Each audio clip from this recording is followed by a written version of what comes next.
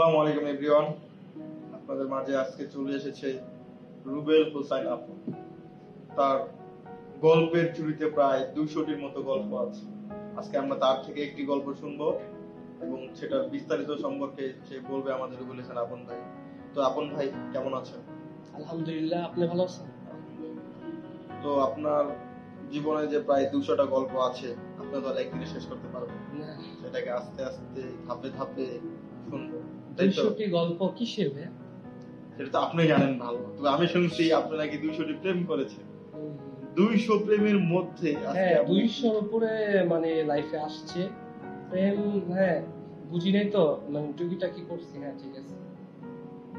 200 প্রেম আপনি কি ভাবতে পারেন? 200 প্রেম কি করব, আসছে জীবনে, টুকিটাকি করছি। আপনি কি বলতে চান আপনি প্লে বয়? হ্যাঁ, অবশ্যই। আমার লেখা ডায়েরিতে একেবারে 200 প্রেম আমার জীবনে আসছে, আরো বেশি। আপনি এতগুলো মেয়ের মন নিয়ে ছিনিমিনি করলে? আমি তো বুঝি না, জাস্ট দুষ্টামি করতে করতে হয়ে গেছে। এক প্রতিটার সাথে 1 মাস 2 মাস 3 মাস 4 মাস এরকম ছিল, তারপর আবার একটা। আচ্ছা, যাই হোক, আমরা তাকে খোঁচা না দিই, আমরা চলে যাই তার প্রেমের কাহিনীর প্রথম পর্বে। তো প্রথম প্রেম আপনি কাকে নিয়ে বলতে চাচ্ছেন? প্রথম প্রেম হচ্ছে, ওর নাম হচ্ছে অপু। অপু? হ্যাঁ হ্যাঁ, অপু। তো আমাদের বাসার ভাড়াটিয়া ছিল আর কি। মানে আপনার বাড়িওয়ালা ছিলেন? আমাদের বাসার ভাড়াটিয়া ছিল। আমাদের বাসাটা হচ্ছে আপনার নরসিংদী। হ্যাঁ, ওইটা আমাদের দাদুর বাড়ি। ওই জায়গায় মানে বাসা ভাড়াটা চলতো, ব্যাচেলারও দিত, ফ্যামিলিও দিত। তো ওই জায়গায় একদিন মানে ওরা বাসা ভাড়া নেয়, নেওয়ার পরে আমি ক্লাস তখন 5-এ পড়ি। এটা হচ্ছে 2005 সাল, মেবি। হ্যাঁ, 2005 সাল 5-এ তখন পড়ি। তো ও তখন মানে আমার স্কুল আর স্কুল পাশাপাশি ছিল।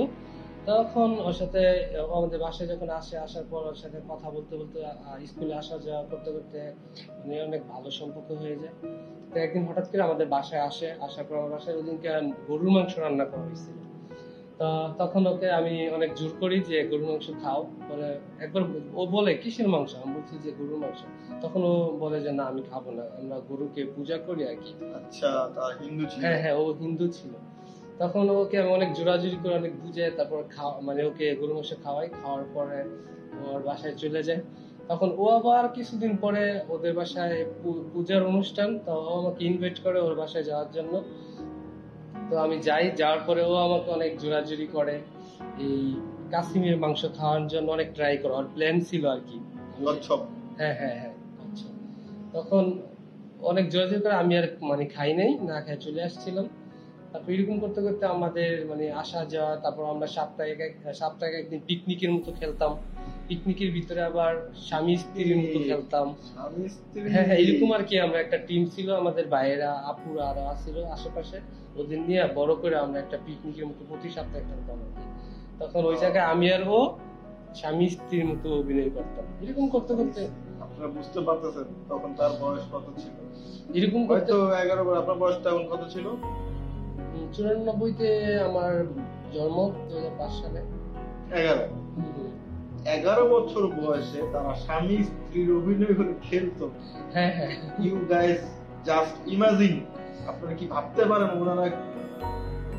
আসলে আমাদের একটা মানে আমাদের সিনিয়র আপু ছিল, সিনিয়র ভাইয়া ছিল, ওরা প্ল্যানটা করায় আমাদের। ওরা বাবা মা স্বাস্থ্য আর আমাদেরকে মানে এরকম বলতো যে তোমরা স্বামী স্ত্রী আর কি। মানে ওরা যেভাবে প্ল্যান করতাম ওইভাবেই করতাম। ছোট মানুষ বুঝতাম না, কি হয়ে যেত। এরকম করতে করতে প্রতি সপ্তাহে মানে খেলাধুলা করতে করতে এক পর্যায়ে আমরা দুইজনের প্রতি দুইজন মানে দুর্বল হয়ে যায়। আস্তে আস্তে আমাদের মাঝে ভালোবাসা, প্রেম, ভালোবাসা। ওর বাসায় যা রান্না করে আমরা প্রতিদিন চুরি করে করে আমাদের দিয়ে যায়, খাই। অনেক মজা হইতো ওদের বাসার রান্নাগুলো। তারপর এরকম করতে করতে হঠাৎ একদিন স্কুল বন্ধ দেয় আমার 1 সপ্তাহের জন্য।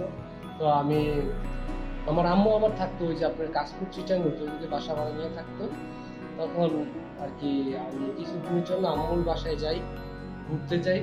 তো যখন মানে ঘুরে থাকতো ওইদিকে, যখন আম্মুর বাসায় থাকতেছি, তো 3-4 দিন পরে যখন ব্যাক করলাম দাদুর বাসায় আসলাম। আসার পরে দেখি যে ওরা চলে গেছে আর কি। তো ওরা বাসা ছেড়ে দিয়ে চলে গেছে। তখন আর কি করা, বাসা ছেড়ে দিয়ে চলে গেছে, মন খারাপ হয়ে গেছে। তখন যাওয়ার পরে আমি আবার মানে ওকে তো বলতে পারতেছি না, অনেক মানে অনেক মনে পড়তেছিল। 11 বছর বয়স। হ্যাঁ, অনেক স্মৃতি না আমাদের বাসায়, অনেক দিন ছিল। তারপর একসাথে স্কুলে যেতাম, একসাথে মানে আমাদের বাড়ির পাশে একটা পুকুর ছিল, ওই পুকুরে গোসল করতাম একসাথে। এরকম করতে করতে মানে অনেক মানে দুইজনকে ভালো লেগে গেছিল ভাই, তাই বুঝতে পারতেছিলাম না। পরে আবার লাস্ট বার যখন ও যেখানে বাসা ভাড়া মানে চেঞ্জ করে যেখানে বাসা নতুন নিছে, আমি কারো মাধ্যমে খোঁজ নিতে নিতে নিতে নিতে একদিন ওদের নতুন বাসায়, তখন আমি মোটামুটি 2008-এ আমি এবার ওদের বাসায় গিয়ে উঠি। তারপর দেখা সাক্ষাৎ করি, অনেক আপ্যায়ন করে। তারপরে ও বলতেছিল যে আসলে আমি ওরে বলছি সবকিছু, যে ছোটবেলায় তো আমাদের ভালো সম্পর্ক ছিল, তুমি ওর পছন্দ করতো, আমিও তোমার পছন্দ করতাম, তো এখন কি করবো? তো ডাইরেক্ট বললো যে আমার ফ্যামিলি থেকে বিয়ে টিয়ে সব ঠিক হয়ে গেছে, এখন আর এটা হবে না।